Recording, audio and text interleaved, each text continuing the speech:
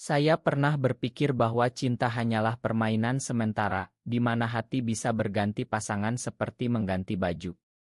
Sampai hari itu tiba, ketika mata saya bertemu dengan senyum palsu seorang cewek yang menyembunyikan racun di balik kelembutannya. Dan dalam sekejap, dunia saya runtuh, meninggalkan luka yang tak pernah saya bayangkan.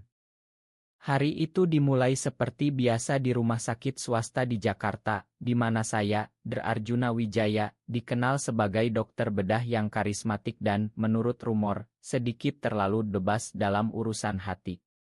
Pasien datang dan pergi, tapi pikiran saya selalu melayang ke petualangan malam sebelumnya.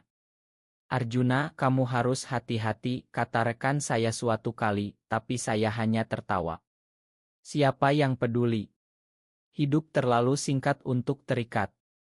Tapi kemudian dia muncul. Namanya Raka Pratama, CEO sebuah perusahaan teknologi besar di Surabaya yang sedang ekspansi ke ibu kota. Dia datang untuk konsultasi kesehatan rutin, tapi matanya, mata yang tajam namun berpura-pura polos, seolah menembus jiwa saya. Dokter, saya merasa lelah akhir-akhir ini, katanya dengan suara lembut, hampir seperti bisikan. Saya tersenyum, memeriksanya dengan teliti, dan dalam hati saya berpikir, ini bisa jadi permainan menarik. Kami berbincang panjang setelah pemeriksaan, tentang bisnisnya, tentang kehidupan kota yang sibuk. Raka bercerita tentang masa kecilnya di desa kecil di Jawa Timur, bagaimana dia bangkit dari kemiskinan dengan kecerdasan dan kerja keras. Saya terpesona, atau begitulah yang saya rasakan. Kamu inspirasi, kata saya, dan dia tersipu. Malam itu, dia mengajak saya makan malam di restoran mewah di Tamrin. Di sana, di bawah cahaya lilin, dia menyentuh tangan saya secara tak sengaja, atau begitulah yang saya pikirkan. Arjuna, saya merasa nyaman denganmu, katanya. Hati saya berdegup kencang, sesuatu yang jarang terjadi. Biasanya, saya yang memimpin permainan, tapi kali ini, saya merasa seperti mangsa. Malam berlanjut dengan cerita-cerita pribadi. Raka berbicara tentang kesepiannya sebagai pemimpin perusahaan, bagaimana dia tak punya waktu untuk hubungan sejati. Saya selalu sendirian, katanya dengan mata berkaca-kaca. Saya percaya, dan dalam hati saya muncul keinginan untuk melindunginya. Kami berpisah dengan janji bertemu lagi, dan sejak itu, pikiran saya tak bisa lepas darinya. Setiap malam, saya memikirkan senyumnya, suaranya. Ini hanya ketertarikan sementara, gumam saya pada diri sendiri di cermin. Tapi dalam dada ada gejolak yang aneh, seperti badai yang akan datang. Beberapa hari kemudian, Raka menelepon saya di tengah malam. Arjuna, saya butuh bantuanmu, katanya dengan suara gemetar. Saya buru-buru ke apartemennya di kawasan Elite Sudirman. Dia terbaring di sofa, wajah pucat, mengaku pusing karena stres kerja. Saya memeriksanya, memberikan obat, dan tinggal semalaman untuk menjaganya. Di saat itu, dia memeluk saya, terima kasih, kamu satu-satunya yang peduli. Hati saya meleleh. Ini bukan lagi permainan, ini mulai terasa nyata. Tapi di balik itu, saya tak sadar bahwa Raka sedang merajut jaringnya. Dia tahu tentang reputasi saya, tentang bagaimana saya mudah jatuh pada orang yang tampak rapuh. Dalam pikirannya, mungkin saya hanyalah pion untuk rencana bisnisnya.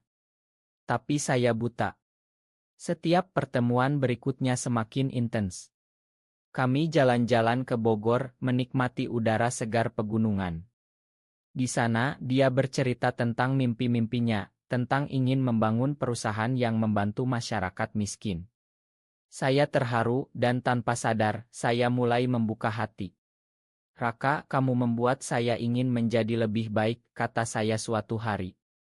Dia tersenyum, tapi matanya ada kilau yang aneh, seperti kemenangan. Konflik pertama muncul ketika teman lama saya, seorang pengusaha, memperingatkan saya. Hati-hati dengan Raka, dia dikenal licik di dunia bisnis. Saya marah, membela dia. Kamu salah paham, bentak saya. Dalam hati, keraguan mulai tumbuh, tapi saya tekan. Cinta atau apa yang saya kira cinta membuat saya bodoh. Malam itu saya menelepon Raka, aku percaya padamu. Dia tertawa pelan, tentu saja, sayang. Kata sayangnya itu membuat dada saya hangat, tapi juga gelisah. Apakah ini nyata? Atau hanya ilusi?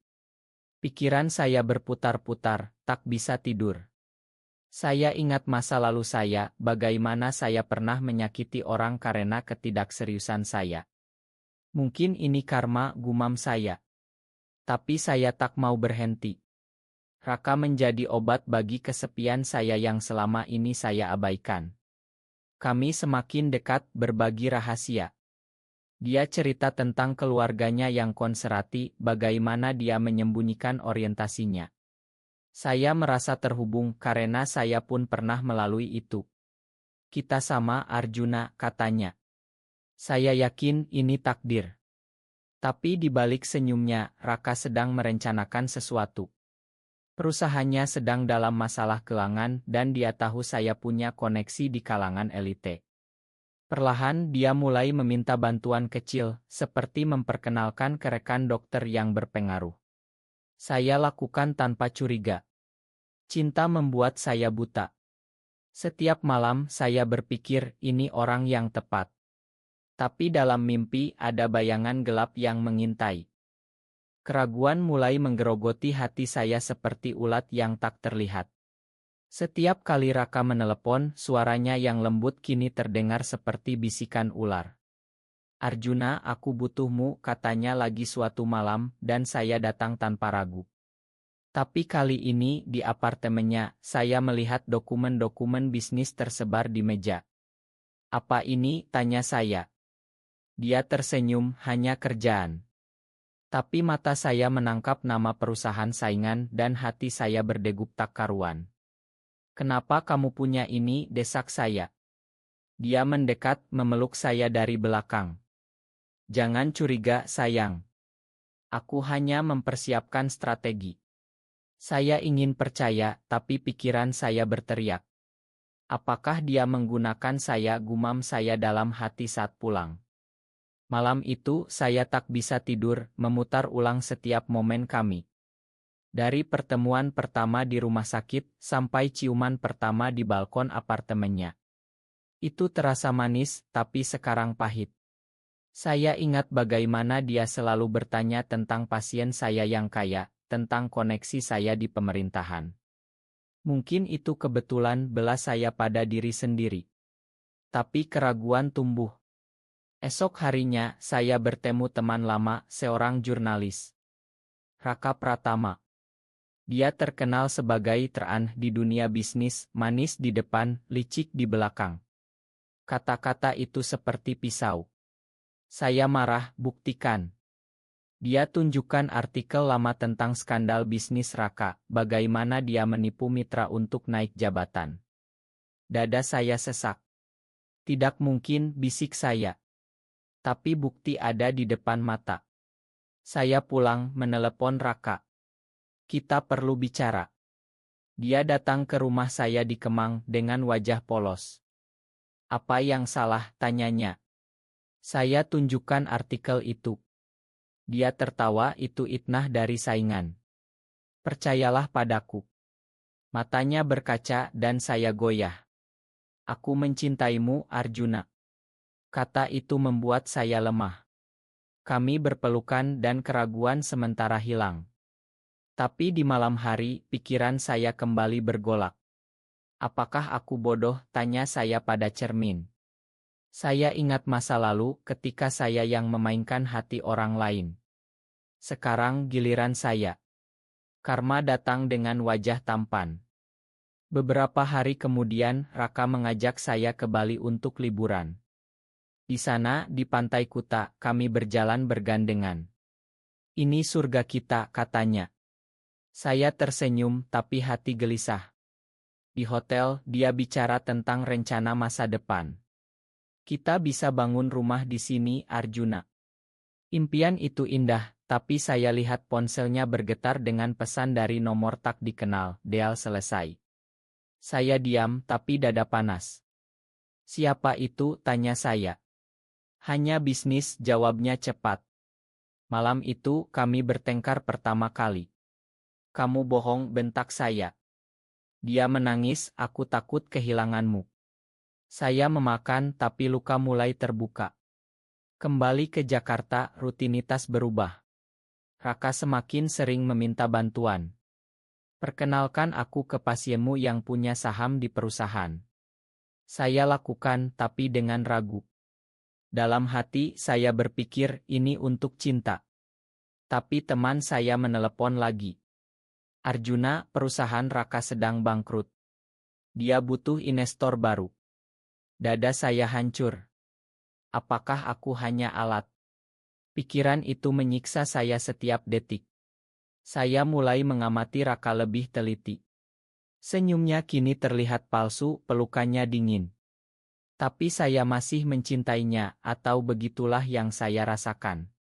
Konflik batin semakin dalam. Lepaskan dia, kata hati kecil saya. Tapi cinta membuat saya bertahan. Suatu hari, saya ikuti dia ke pertemuan bisnis. Di KAE saya lihat dia bertemu pria lain, tertawa intim. Dada saya seperti ditusuk. Siapa itu? Tanya saya saat konfrontasi. Teman bisnis, katanya. Tapi matanya menghindar. Malam itu, saya menangis sendirian. Aku jatuh terlalu dalam. Pikiran saya penuh penyesalan. Masa lalu saya menghantui, semua hati yang saya sakiti kini balik ke saya. Raka menelepon, makan aku. Saya jawab, kita lihat. Tapi dalam dada badai semakin kencang. Saya tahu ini baru awal dari pengkhianatan yang lebih besar. Badai di hati saya semakin mengamuk, seperti angin muson yang menghantam pantai Bali. Setiap kali melihat Raka, senyumnya kini seperti topeng yang retak. Arjuna, aku mencintaimu, katanya berulang kali, tapi kata-kata itu terdengar hampa. Saya ingin percaya, tapi bukti menumpuk seperti tumpukan sampah di Sungai Citarum. Suatu malam, saya diam-diam cek ponselnya saat dia tidur. Pesan-pesan dari pria itu, kapan kita deal? Dokter itu berguna. Dada saya seperti terbakar. Pengkhianat, jerit hati saya. Tapi saya diam, memendam amarah. Esoknya, saya konfrontasi. Siapa dia sebenarnya, bentak saya. Raka menangis, itu hanya bisnis, aku takut kehilangan perusahaan. Dia cerita tentang hutang perusahaan, bagaimana dia butuh investor dari koneksi saya. Aku tak bermaksud menyakitimu, katanya. Saya goyah, memeluknya. Kita atasi bersama. Tapi dalam hati, kepercayaan retak. Pikiran saya berputar, apakah cinta ini nyata atau hanya jebakan? Saya ingat masa kecil saya di Yogyakarta, ketika ayah meninggalkan kami karena wanita lain. Jangan seperti ayah, gumam saya. Tapi sekarang, saya yang terperangkap. Raka semakin manja, seperti teh hijau yang manis tapi pahit di akhir. Dia minta saya investasikan uang untuk perusahaannya. Ini untuk masa depan kita, katanya.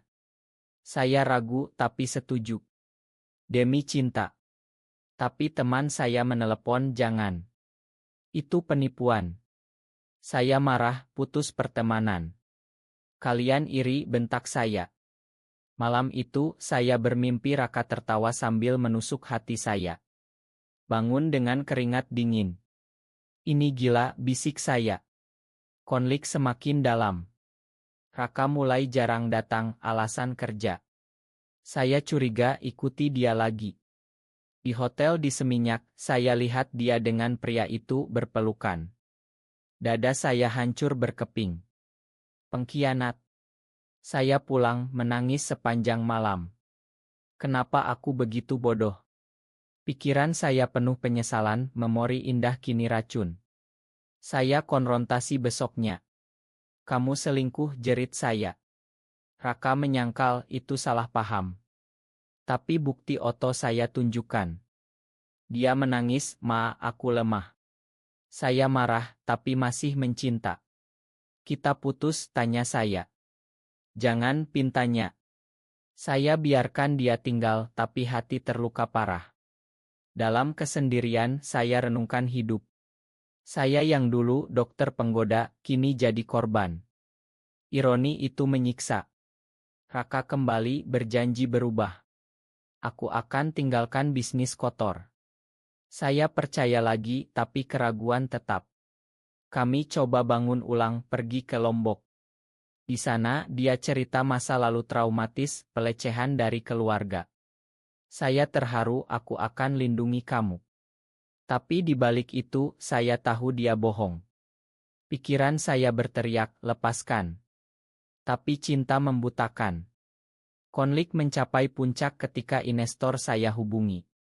Uangmu hilang, Raka kabur dengan dana. Dada saya seperti mati. Tidak, jerit saya. Saya cari Raka, tapi dia hilang. Malam itu saya runtuh menangis di lantai. Kenapa, Tuhan? Pikiran saya penuh kegelapan. Masa lalu, sekarang semuanya campur aduk. Saya ingat senyum pertama kami, sekarang jadi mimpi buruk. Ini akhir, gumam saya. Kegelapan menyelimuti jiwa saya seperti malam tanpa bintang di hutan Kalimantan.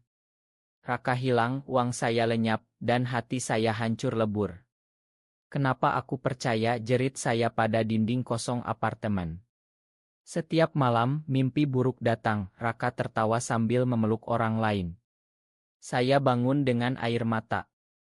Ini karma atas semua hati yang kusakiti dulu. Penyesalan menyiksa seperti api yang membakar dari dalam. Saya berhenti kerja, mengurung diri. Teman-teman datang, Arjuna, bangkitlah.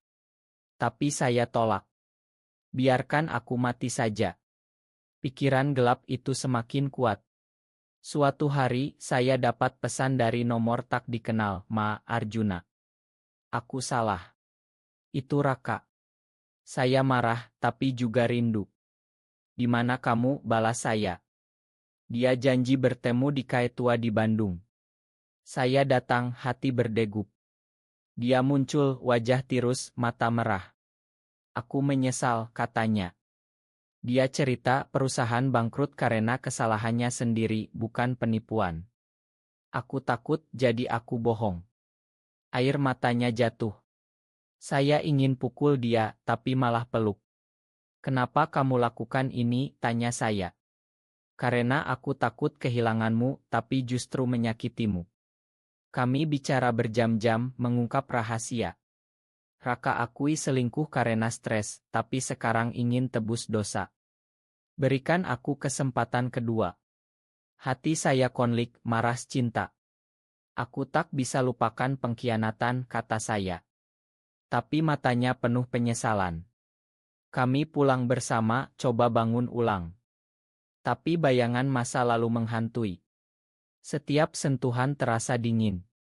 Apakah ini nyata, gumam saya setiap malam. Konflik batin semakin parah. Saya mulai terapi, cerita pada psikolog tentang trauma. Anda harus makan diri sendiri dulu, katanya. Saya renungkan masa lalu sebagai penggoda, kini korban. Mungkin ini pelajaran. Raka usaha keras, kembalikan uang secara cicil. Aku akan buktikan. Saya lihat perubahannya, tapi ragu tetap. Suatu malam, kami bertengkar hebat. Kamu masih bohong, jerit saya. Dia pergi, tinggalkan catatan, aku mencintaimu, tapi jika ini menyakitimu, aku mundur. Dada saya sesak. Jangan pergi. Pikiran saya berputar, kehilangan dia atau luka lagi. Saya cari dia ke Surabaya, ke rumah masa kecilnya. Di sana, ibunya cerita tentang Raka kecil yang selalu berjuang sendirian. Dia baik, tapi salah jalan. Saya terharu. Temukan Raka di pantai, duduk sendirian. Kembalilah, kata saya. Kami peluk, air mata campur. Kita mulai dari nol. Tapi di balik itu, saya tahu perjalanan masih panjang. Konflik tak berakhir begitu saja. Kembali ke Jakarta, rumor menyebar, Raka dituduh korupsi. Ini itnah, katanya. Tapi polisi datang. Saya panik, aku percaya kamu. Tapi bukti muncul, dokumen palsu. Kamu bohong lagi, jerit saya. Dia menangis, bukan aku. Malam itu, dia ditahan. Saya runtuh lagi. Tuhan, kenapa? Pikiran saya penuh keputusasaan. Kunjungi dia di penjara, aku akan bantu. Tapi hati terluka dalam. Ini puncak pengkhianatan atau ujian terakhir. Api keputusasaan membakar jiwa saya seperti lahar gunung Merapi yang meletus. Raka di penjara, tuduhan korupsi menumpuk. Ini jebakan saingan bisnis, katanya melalui kaca pembatas. Matanya penuh air mata, tapi saya ragu. Berapa kali lagi aku percaya, gumam saya dalam hati. Setiap malam, saya berdoa, tapi Tuhan seolah diam. Pikiran saya penuh konflik, cinta keadilan. Saya ingat momen indah di Bali, sekarang jadi abu. Apakah semuanya bohong? Penyesalan menyiksa, seperti rantai yang mengikat. Saya sewa pengacara terbaik, gunakan koneksi dokter untuk cari bukti. Aku lakukan ini untukmu, kata saya saat kunjungan. Dia pegang tangan saya melalui kaca. Terima kasih, Arjuna. Kamu satu-satunya harapanku. Air mata saya jatuh. Tapi di luar, teman lama bilang dia pantas, dia licik. Saya marah, kalian tak tahu. Konflik batin semakin dalam, seperti jurang di Grand Canyon Indonesia, Toraja. Saya mulai investigasi sendiri, temui mantan karyawan Raka. Dia baik, tapi terjebak hutang, kata satu. Dia penipu, kata yang lain. Pikiran saya bingung. Malam itu, saya mimpi Raka bebas, kami bahagia. Bangun dengan hati hampa. Ini ujian Tuhan. Proses pengadilan dimulai di pengadilan Jakarta. Saya hadir setiap sidang, lihat Raka kurus, mata cekung. Aku tak bersalah, katanya. Bukti muncul, email palsu dari saingannya. Pengacara saya buktikan itu rekayasa. Dada saya lega, tapi luka tetap. Kenapa kamu tak cerita dari awal, tanya saya. Aku takut kehilanganmu. Kami peluk setelah dia bebas. Ini akhir mimpi buruk, katanya. Tapi bagi saya, ini awal keraguan baru.